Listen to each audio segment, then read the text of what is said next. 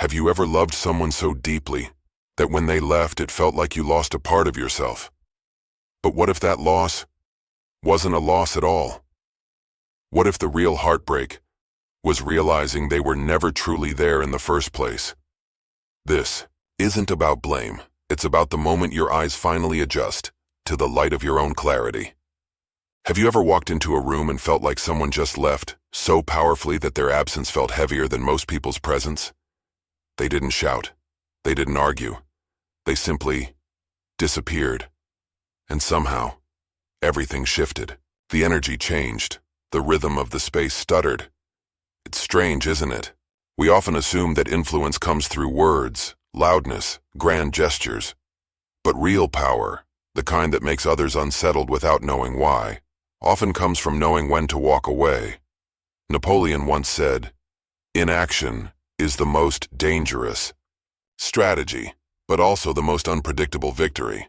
Sounds like a contradiction, but if you've ever stepped out of someone's life without warning and watched them spiral just because they couldn't place who you were anymore, you'll understand. Here's a curious historical fact. Ancient Egyptians believed the soul could withdraw its energy from a room when it no longer felt respected. Sounds mystical, sure, but if you've ever stayed silent in the middle of a heated conversation and noticed how you suddenly controlled the air itself, you get it. Psychologists still debate, is withdrawal an act of defense or the highest form of self-authority?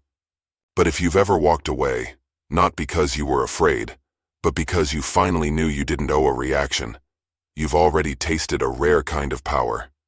Because when you stop reacting, you start commanding, and only in your absence do they begin to realize they never truly saw you at all. You don't react, you don't explain. You simply slow down, sit with yourself, and stop responding the way you used to. At first, they think you're mad. Then comes the confusion. And when they realize they can no longer push your buttons, panic begins to set in. Here's the truth. Many people don't love you. They love the version of you that's predictable, easy to manage, easy to guilt. They're not connecting with you.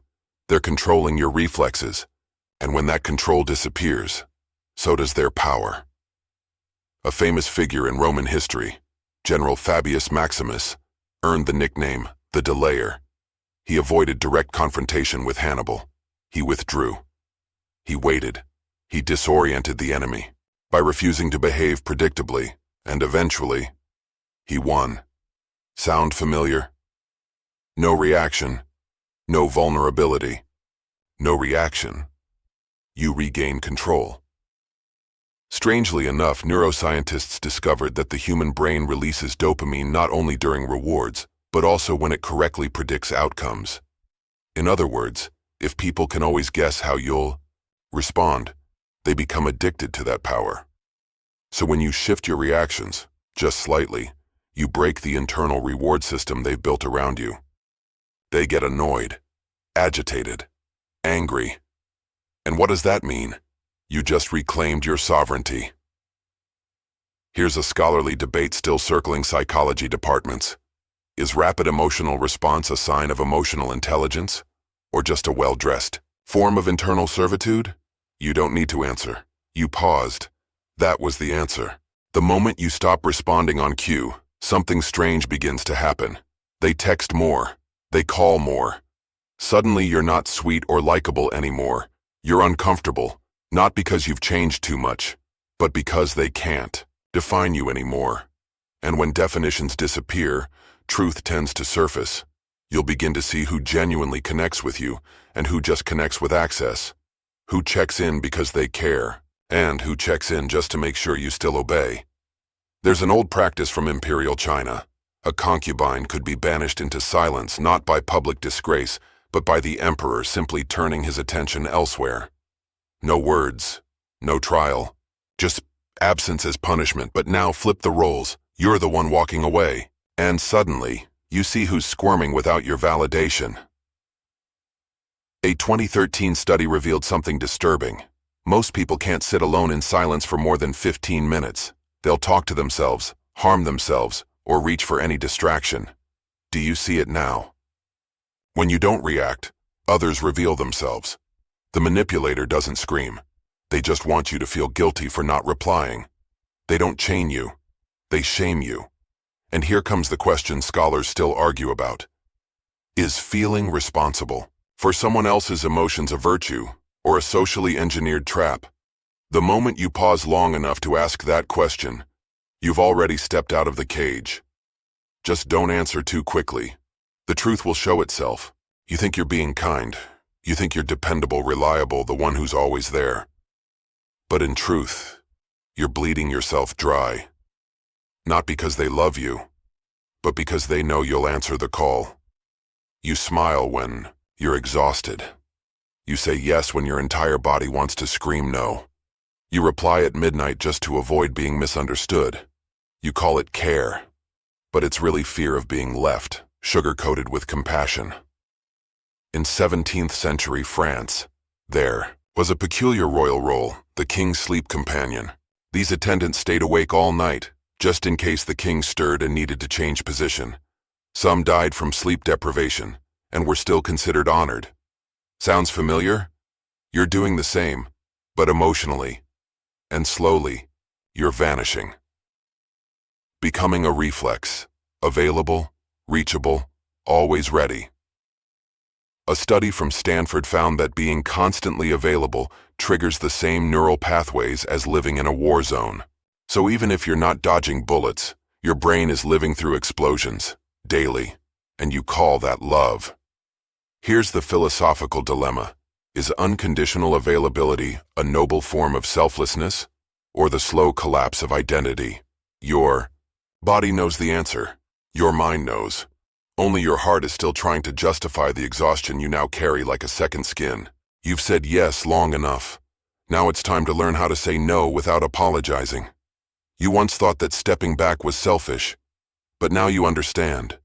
No one can love you properly if you don't choose yourself first. You don't need to justify your exhaustion. You don't need to prove you've tried hard enough. You don't have to twist yourself into knots just to fit someone else's version of you. You just need to stop and begin the quiet return to your original self, what Jung called the process of individuation. It's not about perfection. It's about wholeness. Whole when you say no. Whole when you disappear. Whole when you rest without guilt. Here's a curious story you might not know. Ancient Greeks believed that even gods needed time to disappear from the human world to replenish their energy. They called it the time of shadow, a sacred period when deities retreated, ignoring prayers, not out of pride, but because even divine beings need silence to renew their soul. So what about you? You're not a god, but you're not a machine either, programmed to always be on. You're human, and you're allowed to step away. Therapists still debate this. Should conscious withdrawal be accepted as a legitimate healing method, or is it just disguised social avoidance? Maybe that's the wrong question. Maybe the real question is, how much longer will you keep abandoning yourself? You learned to please early. Maybe it was when your mother cried because someone was upset. Maybe it was when a teacher mocked you for being too sensitive. Whatever the moment, the message was clear. If you want to stay, you have to fit. So, you put on a mask, not the kind that covers your face, the kind that hides yourself. Jung called it the persona, the social mask we wear to be accepted. It isn't fake, but it isn't you. It's the polished version, softer, quieter, more agreeable. It's the role you've rehearsed for so long. You forgot the script underneath. During the Renaissance, Italian stage actors would wear only one mask their entire career. They didn't change roles. They weren't allowed to be tired, angry, or unsure. Audiences remembered the mask, not the person beneath. Sound familiar? You say I'm fine when your chest is screaming. You smile while your eyes beg for sleep. You answer texts when all you want is to disappear into silence. And the worst part? You think it's your job. You think, if I'm not available, they'll be disappointed. No one told you that being too available is a subtle form of self-abandonment. Here's a lesser-known psychological effect. The more often you perform the role of the nice one, the harder it becomes to recognize your real emotions. You don't know if you're tired or sad or hurt. You only know you have to keep the performance going, and that's the moment you start disappearing from your own life. Here's the question, one that still splits psychoanalysts to this day. If you're only loved for the role, are you ever really loved? Have you ever stopped to ask why you reply to texts so quickly? Why you still explain yourself, even when no one's truly listening? Why silence feels so uncomfortable that you just can't? It's not because you're weak. It's because you've been trained to react, not choose. Like pulling your hand away from a hot stove. You don't decide. Your body protects itself on instinct. The issue? People around you know those instincts better than you do. They know you'll message back if they're angry. They know silence will make you anxious. They know you hate being misunderstood, so they use that as leverage. There's a military tactic called reflexive control, feeding false information to predict and manipulate the enemy's response, causing them to self-destruct. Sounds extreme? It's exactly what happens when you react out of habit. You're not in control. You're being controlled, without realizing it. In 2009, neuroscientists at MIT found that the brain creates emotional bookmarks from repeated triggers, leading you to respond automatically to familiar situations. Meaning, if someone learns your emotional buttons, they can push you without raising their voice. You're not tied up by chains. You're tied up by your own personality. And this is where psychoanalysis still stirs debate. Are emotional reactions truly instinct, or the side effect of a world that taught us to forget we have a choice? Because if you've never paused to ask, am I choosing, or just reacting? Then chances are, someone else already answered for you. There's a kind of answer that needs no words, no exclamation marks, no arguments, no scene at 9:41 p.m. You just stop being there. And suddenly, everything begins to unravel. When you withdraw, the noise you never noticed starts to echo. You once thought it was care, closeness, reciprocity. But then you left, and you realized those ties only existed as long as you kept reacting. When you disappear, they say you've changed. They call you cold, ungrateful, strange. Not because you're wrong, but because you've stopped being useful. During Japan's Edo period, samurai enforced a form of silent punishment called mokuso. A person was treated as invisible. No one touched, spoke to, or acknowledged them. Strangely, it wasn't the punished who broke down. It was those doing the punishing who panicked first. They couldn't handle the lack of feedback. Do you see it now? When you stop responding, you take the power back. When you go silent, you force them to face themselves. A recent sociology survey found that 90% of people feel threatened or confused when someone suddenly stops reacting without explanation. Because in the absence of your resistance, they're confronted by the parts of themselves they never wanted to see. And here's the ongoing debate in psychology. Is withdrawal an act of cruelty, or a legitimate boundary against something far more toxic? The answer isn't about them. It's about you. You don't need to raise your voice, just your absence. Because sometimes, not showing up is the loudest thing you can do. Not everyone can handle someone who's awakened. You step back. You go silent. You no longer react the way you used to. And then something strange happens. They're not relieved that you're healing. They're angry, confused, even feel betrayed. Not because you did something wrong, but because you're no longer the version they could control. You used to be a gentle mirror, reflecting back what they wanted to see. Now you've turned off the lights, and suddenly, they're staring at themselves. And for many, that's unbearable. History has a name for this: the Galilean syndrome.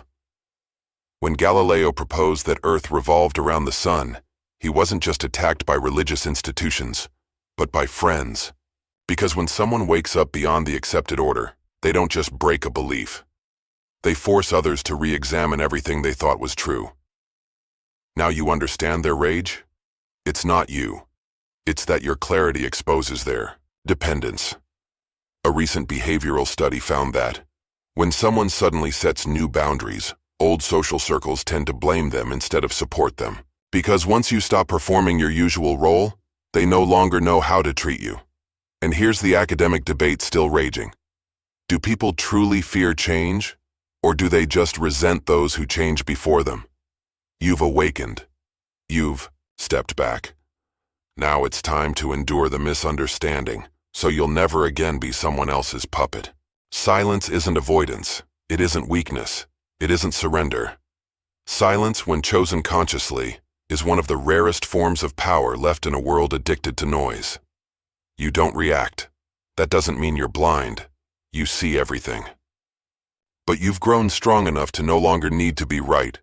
Carl Jung once said, "When you stop reacting, you begin to observe. And when you observe long enough, you start to see things that had no name before." In ancient Greece, there was a philosopher named Crates, famous not for what he argued, but for what he didn't. He would remain silent even in the heat of debate. The more others attacked, the quieter he became. And strangely, his silence made people start questioning themselves. You've seen this in real life, haven't you? You don't need to shout to win. All you need is to withhold your reaction and watch them unravel inside their own rage. A 2021 behavioral study found that, in tense situations, people naturally assume the silent person is in control, regardless of the facts. In other words, if you stay silent at the right moment, you flip the entire dynamic. Modern philosophy still argues this point. Is silence a way to avoid responsibility, or the highest form of personal sovereignty? That depends on one thing. Are you silent out of fear, or because, finally, you no longer need to raise your voice? There's a kind of silence that follows withdrawal. No more texts, no more calls, no more eyes looking your way. Just you. And a quiet room that no one warned you about. In that space, you'll ask, am I losing everything? But no, you're not losing. You're descending into a deeper layer of freedom. You were once surrounded by noise, even if it was meaningless. Now you're learning to sit with yourself without feeling empty. You're learning to breathe again, on your own. Terms ancient Arab mystics had a word for this. Khulwa, solitude and stillness. No one around, but no one missing. It was considered a sacred state for sages, monks, and warriors before battle. You are not alone. You are simply no longer dependent.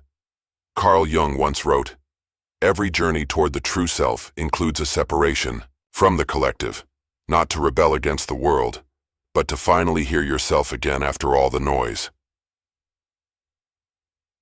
A 2020 sociological study found that people who experienced voluntary social withdrawal had 43% higher emotional resilience than those who stayed in relationships out of habit. In other words, the right kind of solitude can heal more than any advice ever could. Modern psychoanalysis is still divided. Is solitude a symptom of illness or the first proof of inner freedom? By now you already know. Only when no one's pulling at your attention do you finally start to remember who you are. When you're always there, people stop seeing you. You become air. Convenient. Accessible. Thankless. Taken for granted. They call, and you respond. They need advice, comfort, a shoulder. You're always ready. But have you noticed? The more available you are, the less they value you. You believe that presence equals love. But here's the uncomfortable truth. What's too easy to access rarely gets respected. In medieval Europe, glassmakers guarded their craft like sacred code. Why? Because once the secret was known, their work lost its worth. Not because it became worse, but because anyone could replicate it. You too are not immune to this dynamic. When you're always available, people assume you'll always be available. Gratitude fades. Effort disappears. A 2018 behavioral study showed that humans assign lower value to things they encounter too frequently, even when quality remains the same. Accessibility breeds indifference. And here's a question scholars still debate.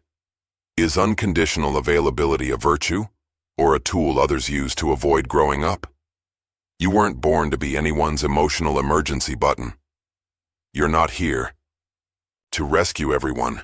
You show up because you choose to, and sometimes, not showing up is how others finally grow. When you were predictable, they called you kind.